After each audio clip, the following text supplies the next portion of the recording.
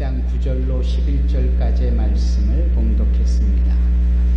산소망교회는 새해 들어 오늘부터 한 8주간 동안 한 2달에 걸쳐서 지금 언급된 7교회에게 하셨던 하나님의 말씀을 매 주일마다 상고하려고 합니다. 오늘은 그 7교회에 보내는 말씀의 시작점인 내용을 가지고 함께 주의 날에 내가 성령에 감동되어 라는 제목의 말씀으로 함께 은혜를 나누려고 합니다. 날이 추운 가운데 하나님의 성전에 나온 여러분 모두를 진심으로 축복하고 환영합니다. 1층에 계시는 분들, 이곳에 계시는 분들, 줌으로 함께 하시는 분들 모두를 축복합니다. 지난 금요일 저녁 예배 때에 누가복음 19장 말씀으로 함께 나누었습니다. 삭개오의 이야기입니다. 이 삭개오 그랬더니 일단은 키가 작았다, 작은 사람이었다, 또 세리장이었다, 부자다, 이런 식의 설명을 우리 성도님들이 해주셨습니다. 성경에 근거한 설명이었습니다. 맞습니다. 삭개오의 특징이었습니다. 그러나 어디까지나 외면적인 특징의 모습이었지요. 부자, 외적인 겁니다. 그리고 키가 작았다, 외적인 겁니다. 직업이 소위 세리, 그 중에서도 숫자가 들어가는 이제 수석세리, 세리장이었다 이 말입니다. 이런 점에 있어서 보여지는 이 삭개오에 대한 설명을 우리가 쭉 했습니다.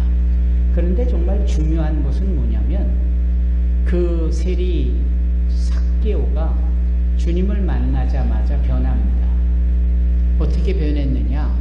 내가 가지고 있는 모든 재산을 가난한 사람들에게 절반을 뚝 떼어서 나눠주겠다 그러는 겁니다. 전체 재산의 2분의 1을 뚝 떼어가지고 가난한 사람들에게 나눠주겠다 라고 주님이 시키시지 않으셨는데 본인이 그렇게 결정을 한 겁니다. 누가 그렇게 요청한 것도 아닌데 주님을 만나고 나서 삭개오가 스스로 변하여 그렇게 행한 겁니다. 끝일까요? 아닙니다. 나머지 2분의 1의 재산을 가지고 이제 거기에 걸맞게 살겠다가 아니라 그 가운데서도 내가 누군가에게 사기를 치듯 토색하여 거짓말을 취하고 욕심을 부려서 빼앗은 것이 있다면, 소위 토색한 일이 있었다면 내가 그 토색한 사람들에게 4배나 갚겠다. 내가 누군가에게 세금을 걷어들이는데 500만 원을 더 걷어들였다. 그러면 500만 원 곱하기 4, 4배를 해서 2천만 원을 돌려주겠다. 이 얘기입니다. 예수님이 그렇게 하라고 시키신 거 아닙니다. 누가 그렇게 요구했다라는 거 절대 아닙니다. 삭개오가 예수를 만나고 인격적으로 주님을 구세주로 받아들이는 이후에 그가 스스로 변한 겁니다. 여기에 삭개오의 위대함이 있는 겁니다. 겉으로는 키가 작은 핸디캡이 있었고 모두가 가난할 때 부자처럼 떵떵거리고 살았으나 부정축제로 행한 자였고, 무엇보다도 동포애를 발휘하기는커녕 사람들의 고혈을 빠는 그런 세리장으로 로마 정부의 하도 업체처럼 쓰임을 받고 있는 그를 누구도 좋아하지 않았는데 삭개오가 예수를 만나더니 스스로 변한 겁니다. 이게 중요한 겁니다. 그러니 모든 사람이 삭개오 하며 삭개오 포퓰리즘이 그 여리고에 가득하지 않았을까요? 삭개오가 예수를 만나 변화하고 나서 보여준 행동은 모든 사람들로 하여금 새로운 교훈이라 할까, 감동을 주는 겁니다. 로마가 변하는 것보다, 이 유대 정부가 변하는 것보다, 저 서기관이나 바리새인들이 변하는 것보다 내가 변하는 게 중요한 거구나. 여러분, 좌우에 계신 분들과 앞뒤에 계신 분들에게 이렇게 고백할까요? 내가 변합시다.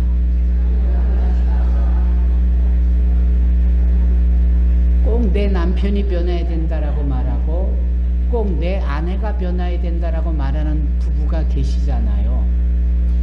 나라가 변화해야 되고 정부가 변화해야 되고 정치인이 변화해야 되고 학교가 변화해야 되고 선생님이 변화해야 되고 하여튼 뭐가 잘 안 되는 영역에서는 다 변화해야 된다라고 말들을 하는데 정작 내가 변화해야 합니다. 무엇보다도 내가 과거에 죄인으로 살다가 예수로 인하여 의인이 되었으니 내가 잃었던 자 되었지만 주님께서 나를 되찾아주신 거 아닙니까?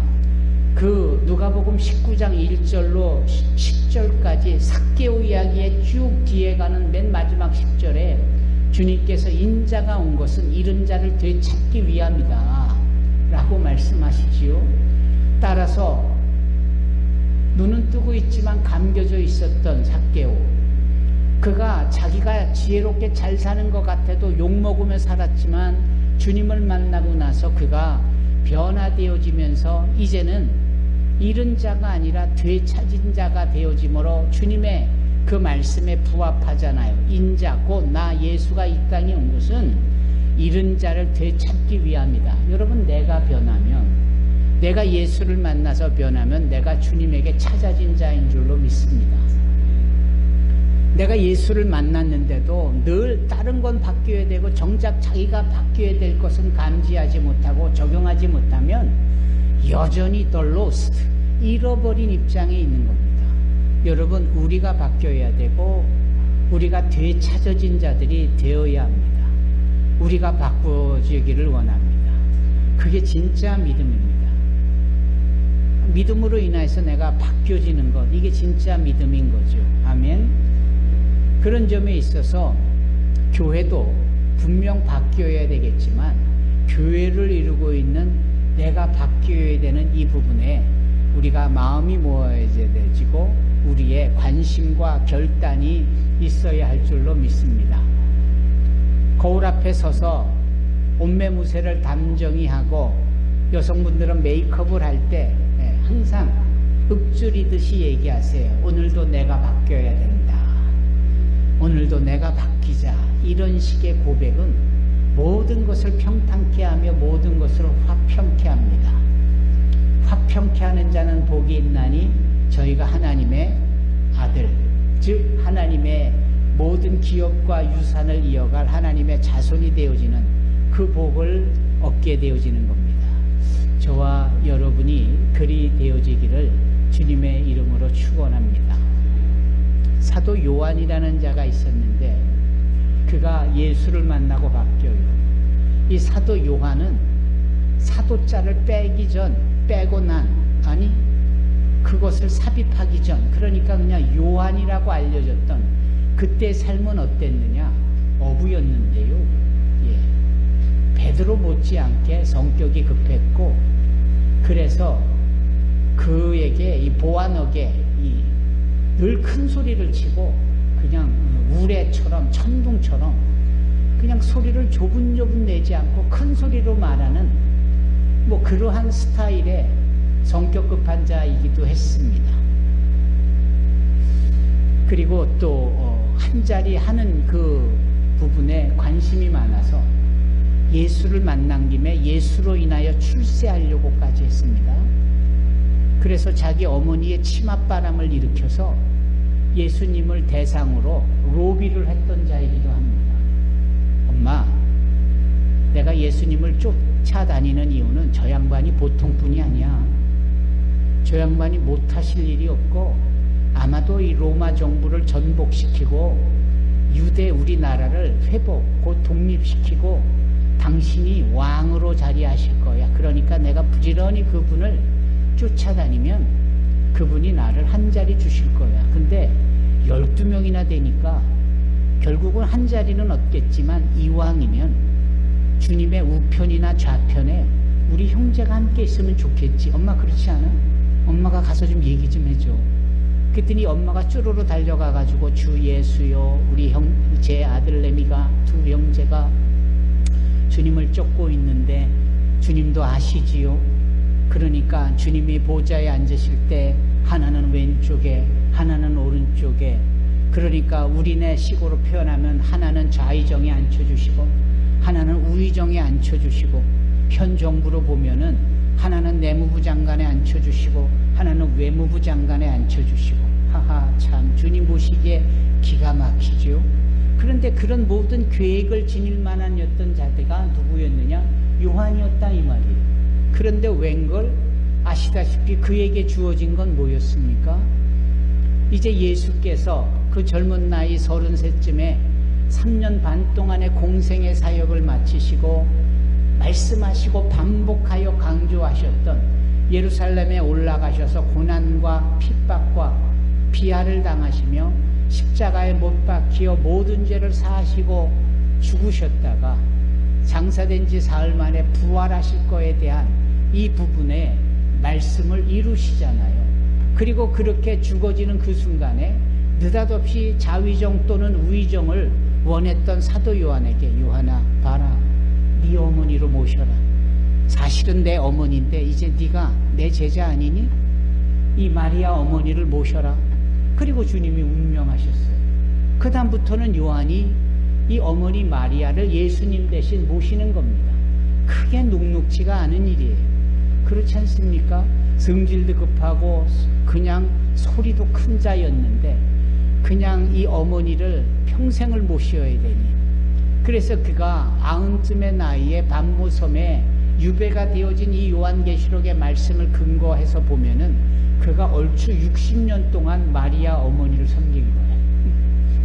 그가 그 60년 동안 고작 한 일이, 고작이란 말을 여러분들이 어떻게 생각하는지 몰라도 적어도 요한의 입장에서 보면 고작 나에게 주은 일이 이 할머니로 늙어가시는 이 예수 어머니에 대한 부분을 섬겨야 된다. 이게 요한에게는 정말 참기 어려운 일일 겁니다. 그러나 그 60년 세월 동안 그가 어머니 마리아를 통해서 얻는 이 교훈이 있어요. 얻는 이 가르침이 있는데 그것은 어느 누구도 들어보지도 또 배울 수도 없는 아주 특권에도 가까운 아주 특별한 가르침이었어요. 그것은 예수님을 잉태하였을 때에 성령으로 잉태되어졌던 그 놀라운 감동부터 시작해서 10개월 동안 이 예수를 소위 이 뱃속에 잉태시키며 그렇게 복중에서 띄워놓는 것을 감지하는 이 어미로서, 그리고 그 산고의 어려움 속에서, 그리고 그 베들레헴 그 우리의 구유에 그렇게 누이게 했다가 살려고 애국까지 또 내려가 그곳에 난민으로 있다가 다시금 이제 헤롯이 죽었다라고 말하면서 그 소식을 전해 들었을 때 그 예수 아들을 다시금 품에 안고 이제 유대 땅으로 돌아와 나사렛에서 머물며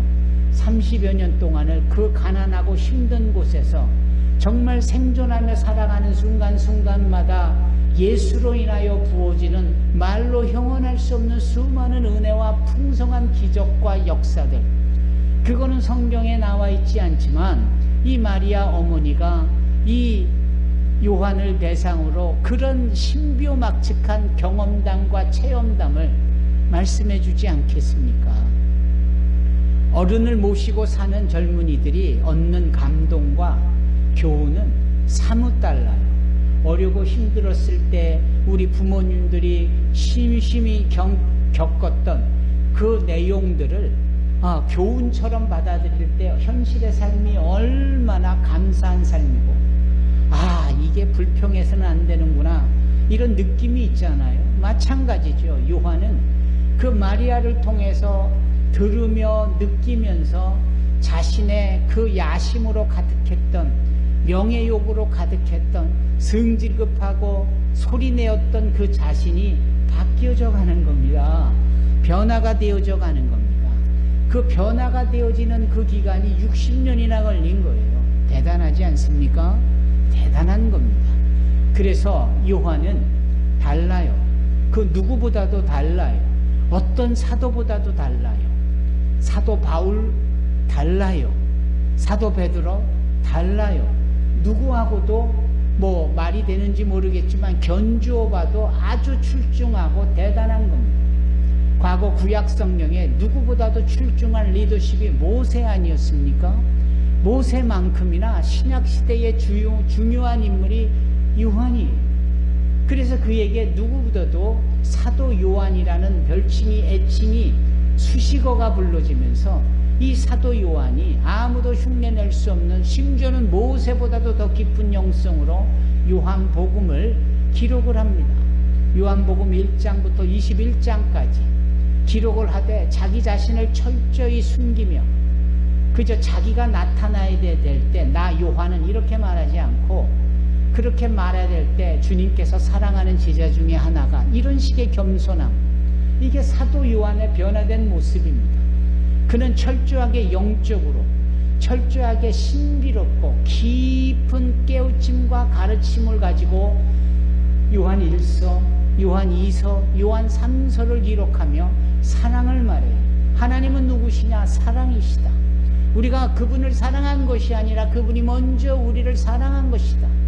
그러므로 사랑하는 자들아 우리가 서로 사랑하는 것이 마땅하다.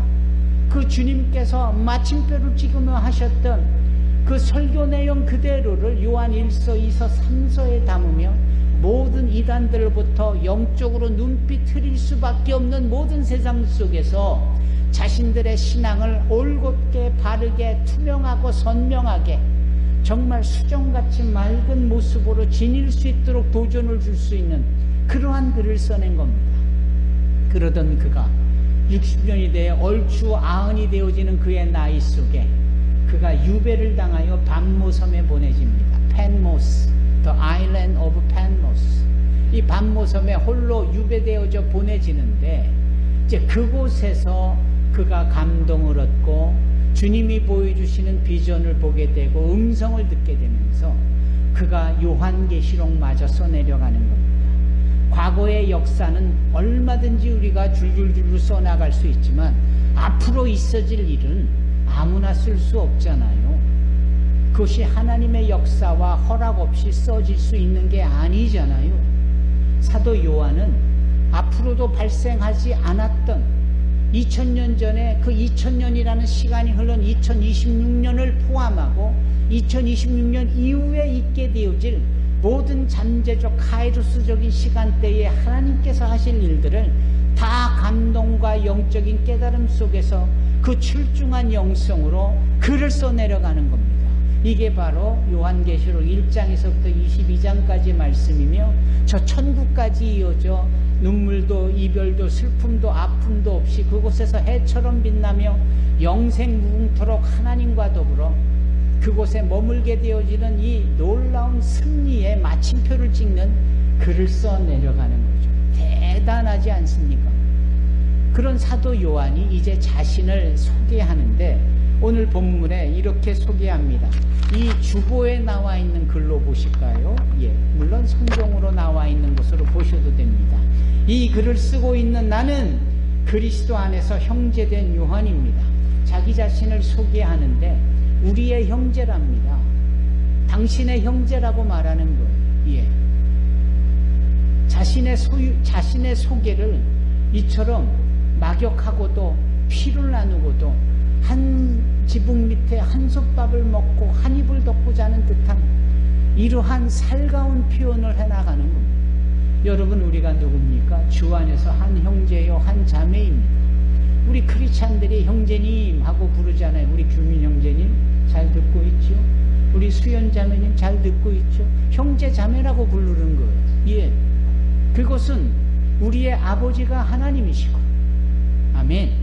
우리가 그 안에서 하나가 되어졌다라는 것을 입으로 고백하며 상대방을 축복하며 상대방을 향하여 사랑한다라고 고백하는 겁니다.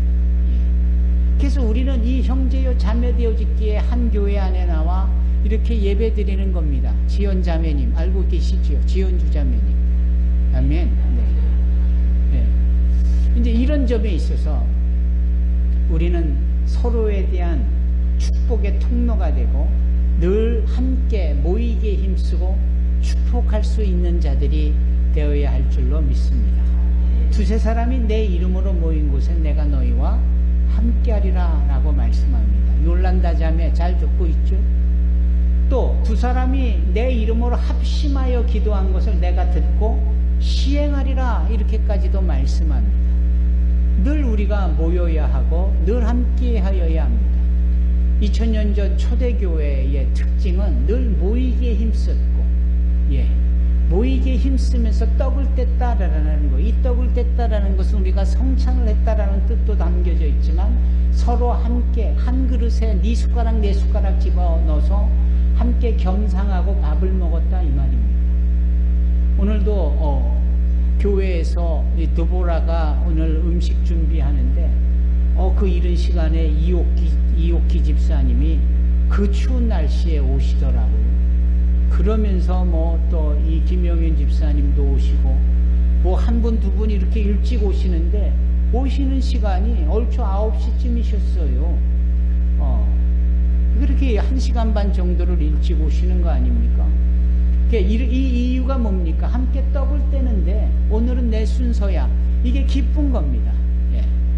아니 집에서도 설거지하기도 지긋지긋해 죽겠는데 교회까지 가서 이러던 우리가 이 기쁨이 되는 겁니다. 날씨가 추운 것쯤은 아무것도 아닌 거예요. 여러분, 이 사도 요한의 고백이 바로 그런 겁니다. 우리가 다 형제다. 여러분, 그런 점에서 우리는 모이기를 힘써야 되고 함께 나눌 수 있는 자들이 되어야 합니다. 이 초대교회 성도들이 얼마나 그렇게 떡을 떼며 두 번째 특징이 서로 유무상통했다. 유무상통했다. 그런데 이 사도행전 2장을 보고 3장을 보고 초대교회 모습을 쭉 보니까 유무상통은 내가 있는데 저 사람은 없어. 그럼 내가 있는 걸 가지고 나눠주는 거예요. 이렇게 나눠주는 거예요. 누가 나눠달라고 하지도 않아도, 나눠줘야 된다라고 강조하지 않아도, 부담 주지 않아도 나눠주는 겁니다. 누구처럼? 키 작은 삭개오처럼. 예수를 믿고 나니까, 크리스찬이 되니까 이 변화가 되어진 거잖아요. 내가 변하니까 나눠줄 수 있는 거예요. 내 시간을 나눠주고, 내 에너지를 나눠주고, 내가 가지고 있는 것을 나눠주고. 얼마나 근사한 일입니까? 사도 요한이 자기를 소개하면서 나는 너희들의 형제다. 너희들은 나의 형제다. 아주 분명한 자기의 소속감을 가지고 얘기를 하잖아요. 여러분, 우리가 그리스도 안에서 함께 소속되어진 형제 자매인 줄로 믿습니다. 두 번째, 사도 요한이 말합니다. 뭐라고 말합니까? 우리는 예수님 안에서 하나가 되었는데 고난과 나라와 인내도 함께 소유한 자들이다. 여기서 고난과 나라와 인내, 이 세 가지가 우리 하나 된 우리에게 요구되어지는 겁니다. 이거는 피할 수 없는 겁니다. 우리는 이것을 피하고자 하고 이것 때문에 시험에 들기도 합니다. 아니, 예수를 믿었고 교회를 나갔는데 왜 이런 일이 생기지? 전에는 예수 안 믿고 교회를 다니지 않고 세상 속에는 이런 일 없이도 내가 하고자 하는 대로 했고 내가 좀 노력하면 결과물도 있었고 이런 일들은 없었는데 주님 때문에 구원을 얻고 은혜를 받고 복되다라는 호칭을 받으면서 교회를 다녔는데 이제 뜻모를 문제들이 발생을 하는 겁니다. 어려움이 생기는 겁니다. 시련이 생기는 겁니다. 요즘 새벽 예배 수요 예배 때 나누는 욥기 말씀이 그런 거 아닙니까? 욥이 하나님을 경외하는 당대에 정말 경건한 자였고 의인이라고 칭함을 받을 만하고, 그런데 그에게 뜻모를 엄청난 재앙이 다가오잖아요. 자식들이 죽고 종들이 죽고 가지고 있는 짐승 재물들을 다 빼앗겨버리고 심지어는 자기 몸에 발바닥부터 정수리까지 그냥 악성 종양이 발생을 해가지고 스스로 제위에 앉아서 깨진 기와 조각으로 자기의 그 피부 질환을 긁어대면서, 그것까지도 어떻게 좀 견뎌보겠는데 가장 가까움은 살붙이라고 여겨지는 아내가 그렇게 살려는 차라리 그 여호와 하나님을 저주하고 죽어버려라, 이렇게까지 아주 격앙된 말 같지 않은 얘기를 하잖아요. 그거를 들었을 때 욥의 마음이 어땠을까요? 가장 가까운 사람에게 그런 불평과 불만과 불신과 원망의 소리를 듣는다라는 것은 정말 힘든 일입니다. 그 욥이 그러한 일 속에 있어서 우리가 아는 것은 오직 그가 나를 아시나니 그가 나를 단련한 후에 내가 정금같이 나아가리라라는 위대한 신앙의 고백을 하잖아요. 즉 욥은 주어진 느닷없이 불어닥친 재앙, 시련 이런 것들에 대하여서 참아야 되고 이런 것들에 대해서 인내해야 되는 이런 고난이 얼마든지 있을 수 있다라는 것에 대하여 수용하는 자세를 보인 겁니다. 피하지 않았다니까요. 이건 대단한 겁니다. 이건 정말 대단한 일이에요. 사도 바울이 소위 그의 선교 여행 속에 하는 말이 너희가 하늘나라에 가기까지 많은 환난을 당할 것이다. 그렇게 말씀합니다. 그러니까 환난이라는 것이 그 단어가 주는 엄청남이 있잖아요. 막 그냥 전쟁이 일어나고 지진이 일어나고 대환란이죠. 개인사 속의 환란이라고 말하기에는 개인사는 너무 그런데 이런 환란이 많이 발생한다라는 것은 바꾸어 말하면 어차피 닥칠 수밖에 없는 환란이라면 우리가 그걸 참아내야 되는 거예요. 그걸 인내해야 된다라는 겁니다. 여러분 이건 정말 중요한 겁니다. 우리가 기도하면서 기다림이 우리에게 요구되어지잖아요. 기다리는 우리가 그래서 나중엔 기다리다 못해서 사랑하는 성도 여러분, 이 기다리다 지쳐서 포기하는 분들이 많으세요. 그리고 믿음까지도 포기하는 지경까지 이르는 분들이 많으세요. 그러나 그렇지 않습니다. 기다릴 줄 알아야 됩니다. 주님께 기도했다면 그 기도에 대한 하나님의 선한 응답의 역사가 있기까지 기다릴 줄 알아야 합니다. 어느 날 하나님께서 아브라함에게 너에게 아들이 있을 것인데 그 아들로 인하여서 저 밤하늘에 빛나는 별 셀 수 없을 만큼 너의 자손들이 생길 거다. 그런 자손은 꿈도 꾸지도 않아요. 아들이 있을 거라는 이 말의 약속을 듣고도 아브라함이 몇 년을 기다려야 했습니까? 지우양 25년을 기다렸어요. 25년을. 그러니까 그가 75세 때의 약속의 말씀을 듣고 그가 이삭을 낳을 때의 나이가 100세였거든요. 25년 뒤에 응답이 주어졌고 열매가 주어진 겁니다. 성경에 등장하는 믿음의 사람들을 치고 기다리지 않은 사람이 없었습니다. 다윗도 왕이 되기 위해서 10년을 그렇게 죽을 똥살똥 동가숙 석가식 하면서 얼마나 힘들었습니까? 다니엘도 자신에게 주어지는 하나님의 응답이 주어지기까지 3주를 기다리기까지 했던 사건을 우리가 다니엘서를 보면서 보잖아요. 결국은 기다림입니다. 따라서 믿음이 있는 자들이 기다릴 줄 아는 거고요. 기다리고 기다릴 수 있는 자들이 믿음이 있는 자입니다. 우리 산소망교회 성도 여러분, 믿음에 대하여 하나님의 약속의 말씀에 대하여 기다릴 줄 아는 자들이 되기를 바랍니다. 그 앞뒤에 계신 분하고 이렇게 인사하십시다. 뭐라고 말씀을 하고 권유하냐면 버티세요. 말씀하세요. 버티세요. 버티는 것 정말 중요합니다. 이 버티는 겁니다. 그래서 사도 요한은 우리의 친구인 사도 요한이 뭐라고 그러느냐, 우리의 형제인 사도 요한이 뭐라고 하느냐, 버텨라, 기다려라, 이렇게 얘기합니다. 그리고 그 하나님의 나라에 동참해라 라고 말씀합니다. 여러분, 하나님의 나라는 한마디로 뭘 의미하는 걸까요? 뭐겠습니까? 능력입니다. 우리가 귀신 들린 자를 쫓으면 이미 성령의 능력이 임하여 하나님의 나라가 임했다라고 말씀하잖아요.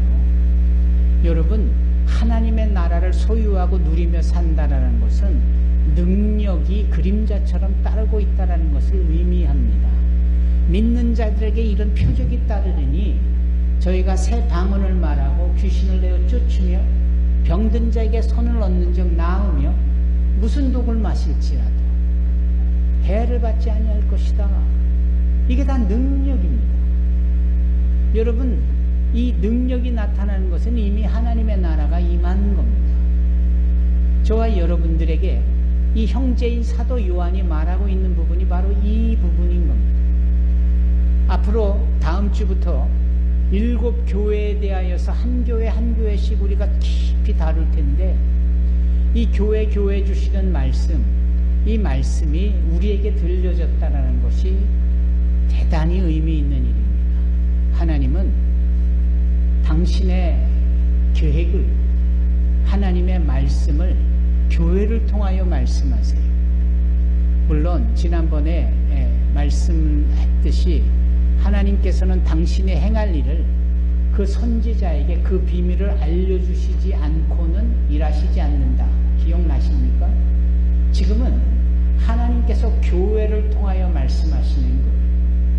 우리가 오늘 본문의 말씀부터 앞으로 7주에 걸쳐서 더 나누게 되어질 이 소아시아 7교회에 대하여는 말씀은 하나같이 성령께서 교회에게 하시는 말씀이에요. 그러므로 우리는 이 교회를 이루고 있는 교회의 한 부분으로 성도로서 주의 음성을 들을 수 있는 자들이 되어야 합니다. 주의 음성을 들을 수 있는 자들이 되려면 내가 누구냐? 라는 것부터 시작해서 내가 변화된 주의 사람으로서 함께 더불어 모이기에 힘쓰고, 그리고 어려운 고난이나 시련들은 버티고 기다리면서 능력이 주어질 때까지의 그 삶을 살아내는 이것인데, 이런 부분을 통하여서 하나님의 음성이 또 알려진 일들이 저와 여러분들의 삶에 있기를 바랍니다. 어떻게 하면 좋을까 고민하는 분 많으세요. 근데 이 고민을 하면 할수록 문제에 아주 또렷한 속 시원한 해결책이 주어지기보다는 더 답보처럼 여겨지고, 더 얼기설기 헝클어지고, 더 갈등처럼 막 뭉쳐진 모습처럼 아예 포기해버리고 싶을 만큼의 일들이 많아요. 요즘을 소위 정보시대라고 합니다. 그래서 무슨 문제를 풀려고 할 때 그냥 AI로, 챗GPT로 딱 하면 다 나와요. 다 나올까요? 그게 여러분들이 변화되어져야 되고 문제를 해결해줘야 되는 실질적인 문제 해결책이 되어질 수 있을까요? 이럴 때는 이렇게 하세요라고 문자로야 제안을 할 수 있을는지 몰라도, 이렇게는 어떻게 하냐라고 했을 때 여러 가지 케이스를 동원하고 나의 언어와 본인의 언어의 일치 속에서 문자로 이렇게 하면 될 것 같아요 라고 얘기해도 실제적으로 그 문제를 해결해 줄 수는 없잖아요. 내가 지금 몸이 으실으실하고 3일 동안 밤을 샜더니 기력이 없고 어렵고 힘든데 왜 그러냐고 하면 쉼이 필요합니다. 쌍화차 드세요. 생강을 깎아 먹는 것도 좋을걸요. 방법을 제시해 주겠지. 그러나 실제적으로 나를 그 AI가 낫게 할 수 있을까? 인터넷으로 접속하여 여러 가지 정보를 보고 들은 것은 많아서 별의별 이야기들을 많이 하는데, 여러분, 나를 살리고 실체적인 문제를 해결하고 나 안에서 역사하여 변화시키는 분은 오직 하나님이신 줄로 믿습니다. 그래서 나에게 필요한 모든 해결책은 사람들의 경험담에서 나오는 거 아닙니다. 인터넷 챗GPT로 나오는 거 아닙니다. 나에게 진정한 솔루션은 어디서부터 나옵니까? 위로부터 나옵니다. 하나님으로부터 나옵니다. 따라서 그 하나님의 음성을 들을 수 있어야 합니다. 그러려면 우리가 늘 모이기 힘쓰고 서로 형제자매라는 소속감을 가지고 함께 인내하며 버티며 기다리며, 그리고 서로에게 능력을 함께 공유하고 하는 이런 사도 요한이 이 부연한 오늘의 본문 말씀처럼 우리 교회에게 주어지는 이 말씀대로 행하는 저와 여러분이 되어야 할 줄로 믿습니다. 그리하십시다.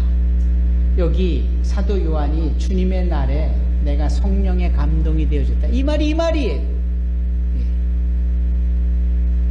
반모섬에 또 다른 사람들이 유배되어 있었습니까? 홀로 있었어요. 홀로. 그 섬에 아무도 없이 홀로 있는데도 주의 날이다 하니까 무릎 꿇고 하나님 앞에 기도하고 찬양하고 예배하고 해야 될 걸 하는 거죠. 이것이 바로 위로 향한 코람데오의 신앙이며 주님께로부터 음성을 들을 준비가 되어진 전형적인 우리 신앙인의 변화된 모습의 모델입니다. 그리고 성령이 감동되어졌다는 것은 성령께서 말씀하시더라. 그 말씀 듣고 요한계시록을 기록했고 말씀 듣고 소아시아 기호 7개 하나하나에게 말씀을 전했다라는 것. 오늘날 우리가 사도 요한과 같이 그렇게 주와 이기를 힘쓰며 서로에게 하나가 되어져 주며 형제자매로서 능력을 공유해 나갈 때 우리에게 말씀하시는 하나님이 우리를 변화시키시며 우리가 필요한 모든 해결책, 대안, 문제의 응답들을 부어주시리라 믿습니다. 부디 그리 되어지시기를 주님의 이름으로 축원합니다. 우리 1층에 계시는 분, 줌으로 함께 하시는 김수정 집사님 모두 그리 되어지기를 주의 이름으로 축원합니다. 기도하겠습니다. 거룩하시고 사랑이 많으신 하나님 감사합니다. 주님의 크신 은혜를 우리가 감사하며 기뻐합니다.